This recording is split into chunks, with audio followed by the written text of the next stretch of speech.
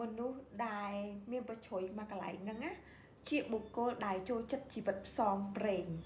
ជាមនុស្សដែលមានភាពឯករាជ្យផ្ទាល់ខ្លួនតែម្ដងជាមនុស្សដែលអាចជំនះរាល់ឧបសគ្គប៉ុន្តែបុគ្គលនោះមានប្រជុយកន្លែងណាទៅស្ដាប់អ្នកគ្រូបកស្រាយទាំងអស់គ្នាតែមុនទៅដល់ក៏លើកដល់ពិសេសអ្នកគ្រូរាជនីត្រីចង់ឲ្យកូនទាំងអស់គ្នាចុចលេខចា4 5 6មកconfirm ជាលេខសំណាងកុំភ្លេច share វីដេអូនេះបងប្អូននិងកូនគិតថាជាវីដេអូដែលមានប្រយោជន៍សម្រាប់ជីវិតមនុស្សជុំវិញខ្លួនក៏ដូចខ្លួនឯងហើយអ្វីដែលកាន់តែពិសេសកុំភ្លេច follow account TikTok ទី2របស់អ្នកគ្រូមួយនេះនិង account TikTok ទី1របស់អ្នកគ្រូដើម្បីបានចំណេះដឹងថ្មីក៏ដូចជាការទូទីព្រីពីខាងអ្នកគ្រូនិងការចង់ជាវត្ថុមង្គលពីខាងអ្នកគ្រូជាជំនួយការសម្រាប់ជីវិតហើយបុគ្គលនោះតែងតែមានប្រជុយនៅបាតជើងបងប្អូនចា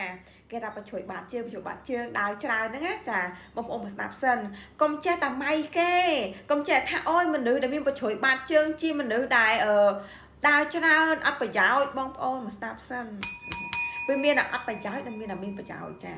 អញ្ចឹងចំពោះបងប្អូនដែលមានប្រជុយនៅបាតជើងហ្នឹងជាពិសេសនៅកណ្ដាលបាតជើងនៅខាងថ្លើមជើងហ្នឹងណា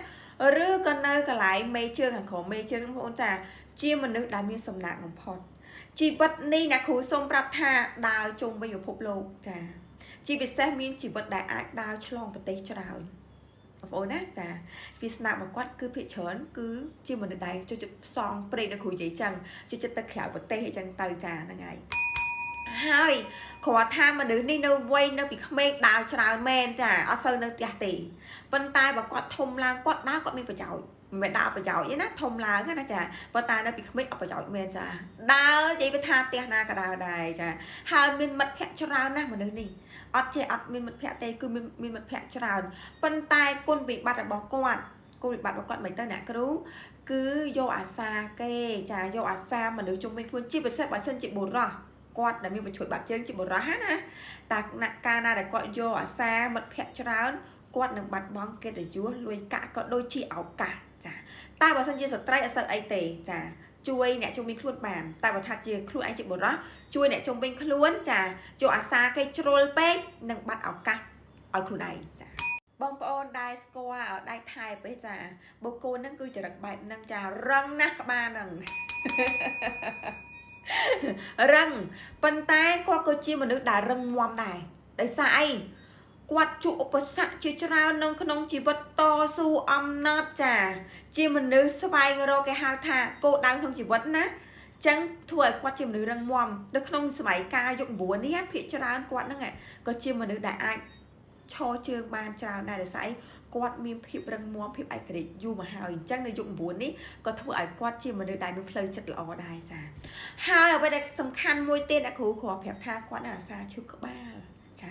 អាសាឈឺក្បាលណាតិចឈឺក្បាលអញ្ចឹងជីវិតរបស់គាត់នេះមានឧបសគ្គនៅក្នុងជីវិតមានដោយសារអីមានដោយសារគាត់នឹងមានមិនអ្នកគ្រូគឺគាត់ចូលចិត្តគិតនឹងសម័យរឿងអនាគតពេកចាគាត់ចង់បាននេះគាត់ចង់បាននោះអត់ខុសទេវាគឺជា plan សម្រាប់ជីវិតប៉ុន្តែកូនគិតពេកកាត់បន្ថយខ្លះទៅពីព្រោះកាលណាមនុស្សដែលយើងចង់បានពេក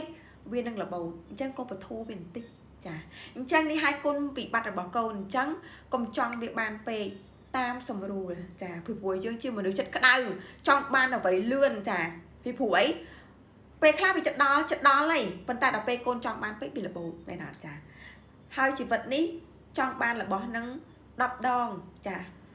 បូតនឹងវា6ដងបាត់ទៅហើយអញ្ចឹងកូនស្ដាប់អ្នកគ្រូកែប្រែកន្លែងហ្នឹងអាភិបលហន់ហ្នឹងចាកាត់វាចោលចាប៉ុន្តែមនុស្សនេះដូចអ្នកគ្រូនិយាយចឹងគាត់ជាមនុស្សរឹងមាំជាមនុស្សដែលអាចឲ្យមនុស្សជុំវិញខ្លួនជាបង្គោលបាន